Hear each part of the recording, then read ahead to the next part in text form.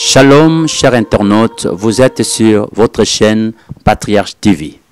Nous sommes encore très heureux de venir auprès de vous pour vous annoncer une grande action, un grand événement qui va bénir les hommes de Dieu, le peuple de Dieu. Nous sommes en marge des préparatifs de la grande conférence d'équipement de la spiritualité. Et pour vaincre les principautés qui combattent les hommes ouins. Et cette conférence aura lieu du mardi 3 au samedi 7 août 2021.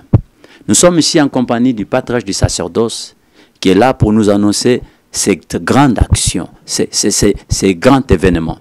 Il est très important pour nous de connaître les clés qui peuvent nous permettre en tant qu'hommes spirituels pour savoir vaincre les principautés qui combattent les hommes ouins.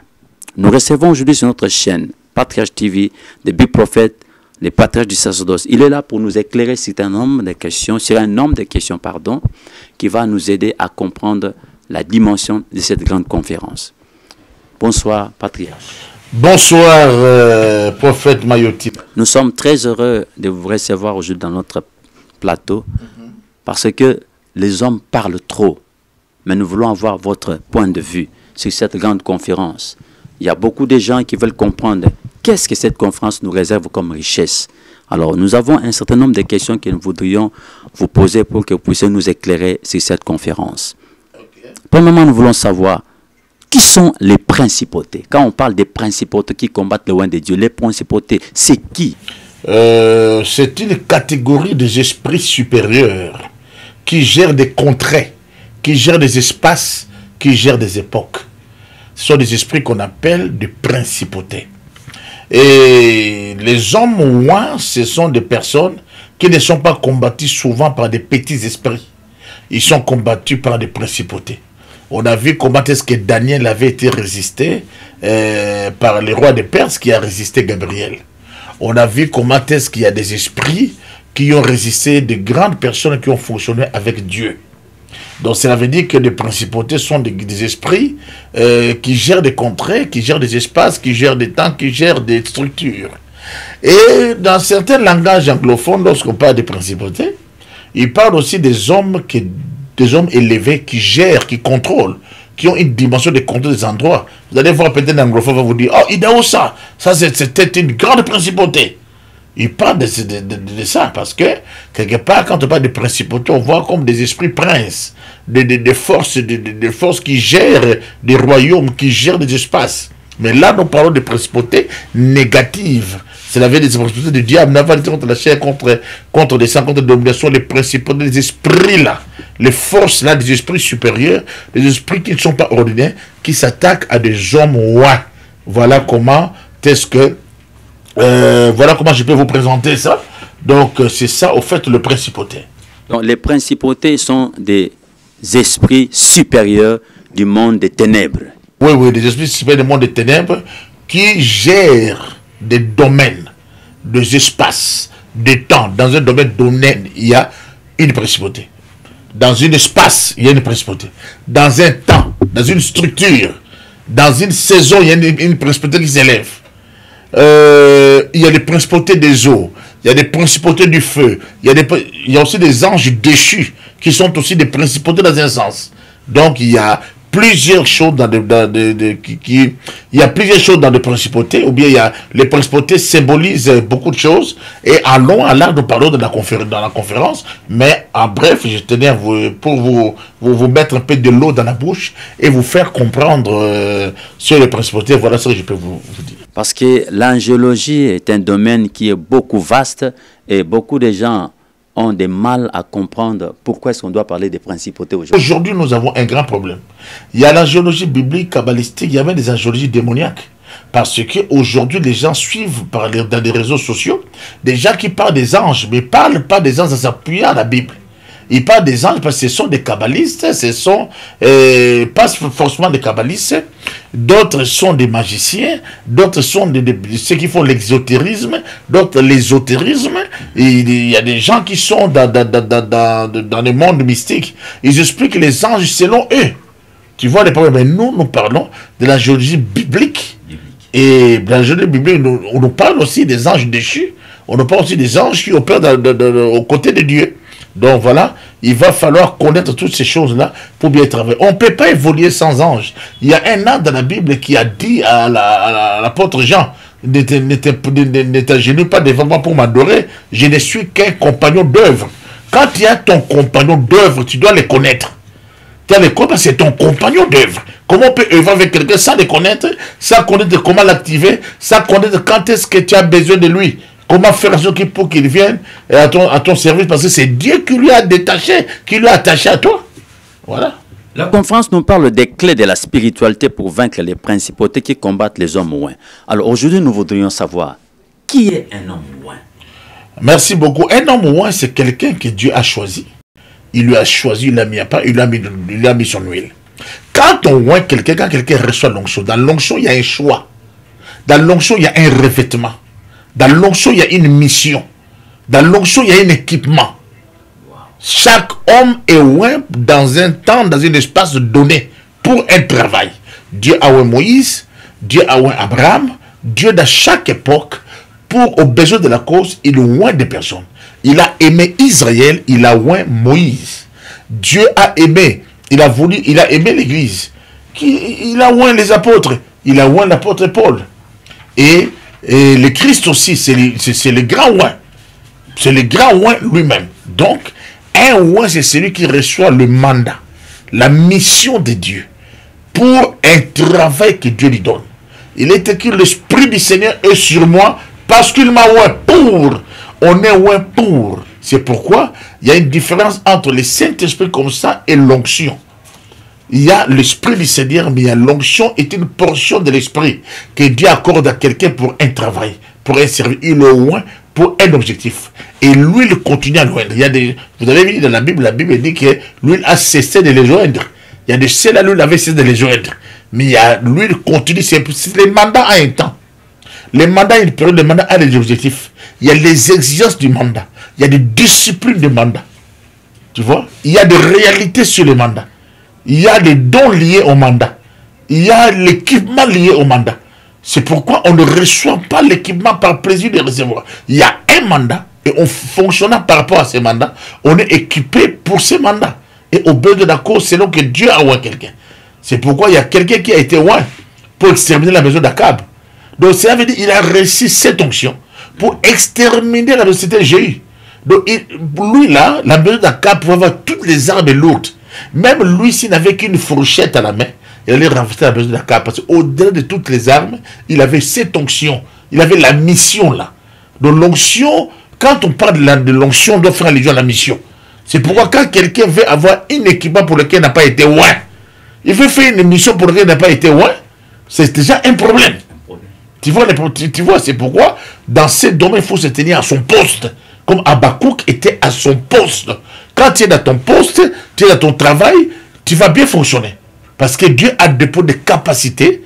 Il choisit des personnes habiles dans la Bible, même ceux qui travaillent dans le tabernacle. Il les oignait dans le but pour que ces personnes utilisent leurs capacités, soient intelligentes, soient assez fortes. Il illuminait même leur intelligence. Il y a même l'intelligence liée à l'onction. C'est cette onction qui te donne cette intelligence.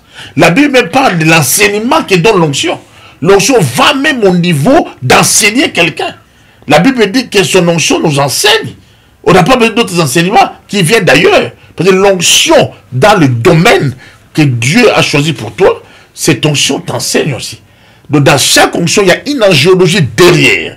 Quand l'Éternel voit quelqu'un, il y a une famille céleste qui est derrière, qui accompagne la personne. Donc la personne est loin, il y a cette onction, il y a tout un attelage derrière qui accompagne la personne. Voilà. Dans cette conférence, il sera question de l'équipement. Alors, nous nous posons aussi la question, pourquoi faut-il équiper un oint de Dieu?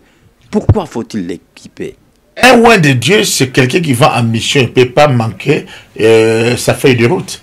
Il ne peut pas manquer la provision. Il ne peut pas manquer l'équipement. C'est comme un soldat qui va à la guerre. Vous savez, je vais vous présenter ça, parlant des militaires. Nous avons l'ensemble de tout ça, nous avons des policiers. Les policiers n'ont pas l'hélicoptère, l'hélico de chasse. Les policiers n'embarquent pas avec des lance-roquettes. Ce n'est pas à son niveau. Mais ceux qui vont au front, ils ont des lance-roquettes, ils ont des grenades. Parce qu'ils vont au front. Il y a l'arme de la guerre. avec laquelle on fait la guerre, il y a l'arme pour arrêter les émeutes et qu'on sort, c'est tellement différent. On doit équiper les personnes par rapport à sa mission. L'équipement dépend de la mission. C'est pourquoi aujourd'hui nous sommes dans un siècle où quelqu'un veut faire comme tel, il veut faire comme tel. Mais est-ce qu'il a réussi la mission que l'autre a réussi? C'est ça le problème. Par exemple, Moïse, il a séparé la mer. Quel est ce prophète qui ne va pas accepter, qui ne va pas chercher à séparer la mer? Pour se promouvoir, chacun dirait que je vais séparer la mer. Mais Moïse l'a fait pourquoi? Il avait un mandat. Élie a fait descendre le feu. Il avait un mandat. Ce sont les choses de Dieu. Il faut être tellement sérieux et ne pas penser que ce sont des choses qui se font pas dans un esprit de spectacle. Mais c'est d'abord une mission. C'est tellement sérieux. Il y a des prophètes, la Bible dit, qui ont formé des guerres d'union, qui ont été la puissance du fait, qui ont été guéris de leurs maladies, qui ont mis en déroute les armées étrangères. Donc ce sont des capacités que Dieu donne. Et la personne qui reçoit une mission, il a cette angéologie. Quand Dieu va dire à Moïse, il va libérer Israël. Tu vois, Moïse était seul. Mais comment est-ce que Josué a libéré le peuple? Il a vu un ange géant. Il lui a posé la question, est-il des nôtres? Ou bien tu n'es pas des nôtres? L'ange a dit, je suis le chef de l'armée de l'Éternel. Wow. Tu vois, c'est moi qui vais vous accompagner. On a vu la muraille de Jéricho qui s'est écroulée par le bruit de la musique. Mais il y avait une angéologie derrière qui fonctionnait avec Josué. Dieu, quand quelqu'un va en mission, Dieu doit l'équiper par rapport à la mission. L'Éternel dit, dans les déserts, beaucoup de gens voient seulement la colonne de feu qui marchait avec Israël. Dans les déserts, les gens voient seulement la colonne de nuée. Mais les gens oublient. En Israël, ils marchaient avec un rocher aussi ambulant. La Bible dit qu'il y avait un rocher qui les accompagnait. Un rocher physique qui les accompagnait. Il y avait aussi le mystère. Beaucoup de gens n'ont pas expérimenté l'angéologie du rocher. Tu vois le problème? Donc même Job dans son époque, quand il a dit quoi? Je bénis mes pieds dans le crème. Et l'huile du rocher ruisselait sur moi. Tu vois ça? C'est ce que Job parlait. On a vu David qui a été loin. Comment Dieu a équipé David pour qu'il puisse affronter des forces, des esprits. Vous savez, la chute d'un royaume, c'est la chute des principautés. Lorsque David renversait des royaumes, il devait faire tomber d'abord les principautés. Pour preuve, lorsque Goliath a affronté David, si vous observez bien, Goliath avait commencé à maudire David par ses dieux. C'est Dieu, oui. Ça veut dire que le combat avait été aussi engagé dans le spirituel. C'est là qu'il disait, il a maudit par ses dieux. Et David aussi à son tour, il a aussi engagé son Dieu en disant, toi tu viens vers moi avec ton arsenal, mais moi je t'affronterai au nom de l'Éternel. Bien, on ne peut jamais aller en mission quand on néglige l'équipement. On ne peut pas aller en mission quand... Comment est-ce que d'abord un missionnaire, celui qui a besoin doit négliger l'équipement? Comment il peut négliger l'équipement? C'est ce que nous constatons aujourd'hui. Il y a beaucoup d'hommes qui se font appeler hommes de Dieu. Mais dans des événements pareils, dans des circonstances pareilles, ils brillent par leur absence. Vous savez, je vais te dire une chose. On disait dans nos tribus, dans nos traditions, mais quand vous allez ici même chez nous en Afrique, on dit qu'un homme, un garçon vrai, ne peut pas aller en forêt sans armes. Tu comprends? Donc on ne peut pas aller en forêt sans armes. Et c'est dans toutes les traditions. Et on dit qu'un guerrier ne peut pas aller en guerre sans armes. Non, il peut tout oublier, mais il ne peut pas oublier son arme. Et voilà pourquoi Gédéon, quand Dieu devait choisir les gens, il dit à Gédéon de choisir les gens qui devaient marcher avec lui. Les autres là, déposaient leurs armes pour prendre de l'eau. Mais Dieu a voulu ceux-là qui prenaient de l'eau à lapin, comme des chiens, parce qu'ils ont tenu leurs armes. Et ils étaient en train de prendre de l'eau. Pourquoi? Souvent dans la guerre, les adversaires tentent des embuscades, souvent, là où les gens vont s'abreuver. Voilà, c'est là qu'ils tentent des embuscades. Quand les gens sont assoiffés, vous courez vers l'eau, vous ne savez pas que c'est là qu'il y a des embuscades. Et si tu n'es pas prêt et que tu es loin de ton arme, c'est fini. C'est pourquoi...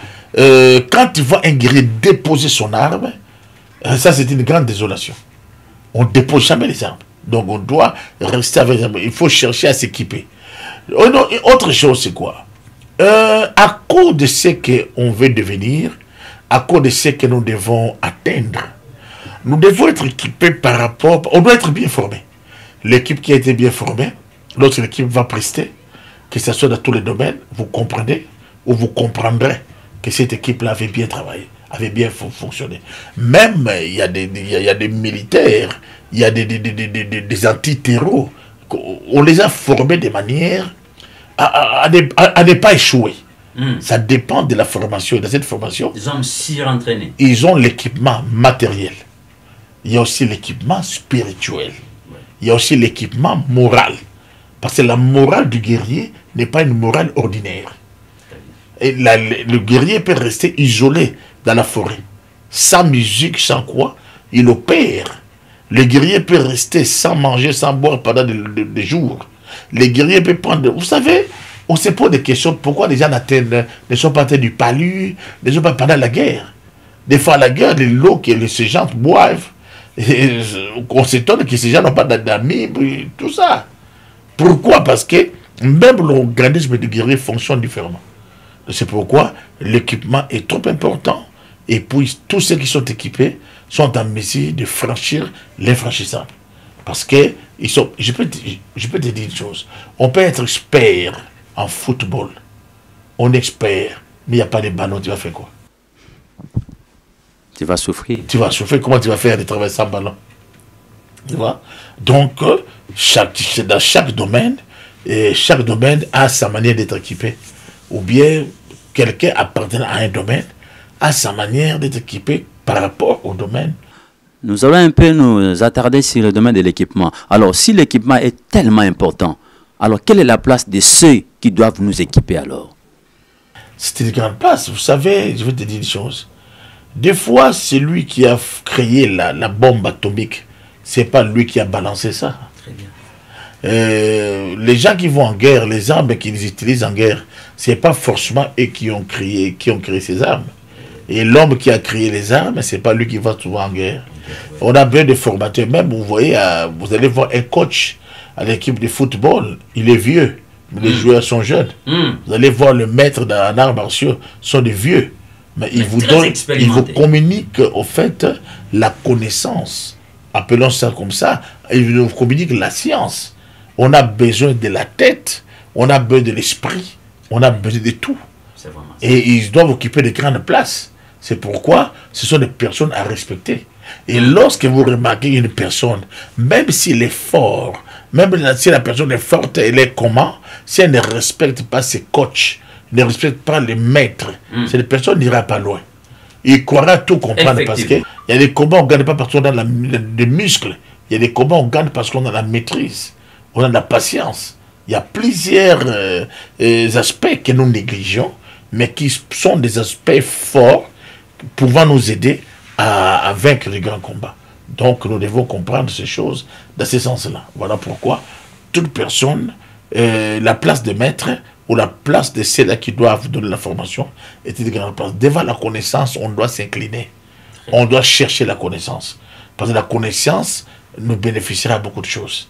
Tu vois, voilà. Voici arrivé au terme de notre émission de ce soir, mais nous voudrions, avant de clore cette émission, que le patriarche du sacerdoce puisse donner un point de vue ou bien une annonce par rapport à cette grande action qui vient bientôt au mois d'août. Je voudrais seulement dire que ce programme est un programme de la première semaine du mois d'août que nous allons faire avec l'apôtre Oualo Moussenga Malachi, l'apôtre Kero Kokobar de la France et le bishop Romano du Congolo de l'Angola. Nous allons parler comment donc l'homme peut vaincre toutes les principautés qui combattent les hommes ouins. Parce que les hommes ouins sont victimes ou sont des cibles. Et quand on est cible, quelle attitude adopter en cas de cible? C'est le Christ a dit quoi? Soyez prudents comme soyez prudents comme les serpents, simple comme le colombe. Les serpents, c'est même s'il n'a mordu personne, on les tuera. Il doit être prudent. Parce que la Bible nous parle qu'il y a aussi des loups ravisseurs.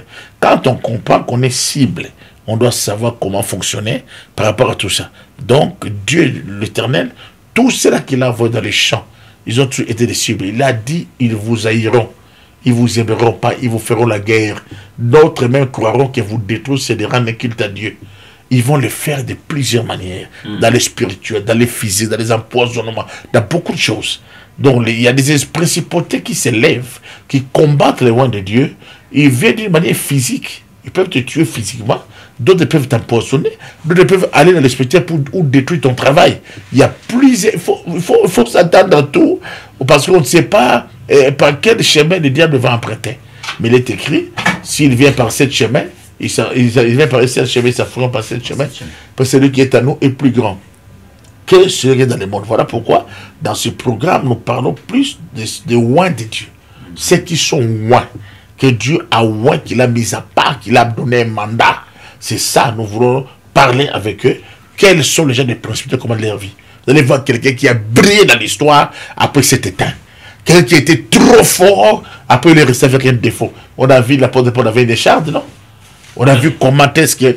Parce que beaucoup vu des retours. On a vu comment est-ce que Gédéon a renversé le tel de balles. Mais au retour, on a vu comment est-ce que tous ces enfants ont été tués et les financements qui ont servi qu'on tue les enfants de Gédéon venaient du temple de Baal-Béor. Donc c'est comme ça, ces choses, il faut comprendre. Même le Christ et le diable attendaient au tournant. Il cherchait toujours. Donc, il a dit, moi, je suis un bois qui n'est pas sec, mais voilà ce qu'ils m'ont fait. Ils le feront aussi à vous. Donc voilà, dans cette optique-là, que nous sommes en train de traiter cette affaire. Nous sommes en train d'essayer, d'expliquer et de présenter la vision de cette conférence. Voilà, chers internautes, ce qu'a été notre mission de ce soir. Nous sommes dans les préparatifs de cette grande conférence qui va bénir le peuple de Dieu. Mais n'oubliez pas, le dimanche août sera la clôture et il sera une grande croisade prophétique de délivrance pour tous. Là, tout le monde est invité. Est-ce que le patriarche peut aussi nous dire quelque chose par rapport à cette grande clôture? La clôture sera pour tous. L'école va commencer, ce sera la semaine, ça sera pour mardi 3, les samedi 7. Voilà, pour les hommes de Dieu. Et la conférence le soir du dimanche, de 14h à 19h, ça sera une croisade prophétique de délivrance. Donc ça sera un temps où nous invitons tout le monde, des familles, des gens qui viendront pour les délivrances, pour les guérisons, pour que Dieu leur parle, les oriente. Ça sera tout fait, toute flamme, sous la grâce de Dieu, pour libérer les vies des gens. Très bien. Voilà, nous arrivons à la terme de notre émission de ce soir. N'oubliez pas de vous abonner, Patriarche TV. Que le Dieu de mon Père, de Big Prophet, vous bénisse. Ciao, ciao. À bientôt.